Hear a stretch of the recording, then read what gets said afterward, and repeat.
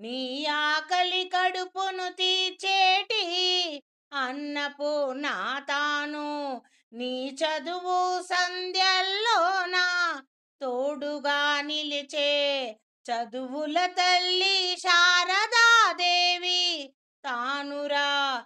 కష్ట సుఖంలో ఏదైనా నీ కోసమే జీవించు దీపజ్యోతి తానై వెలుగును పంచేను.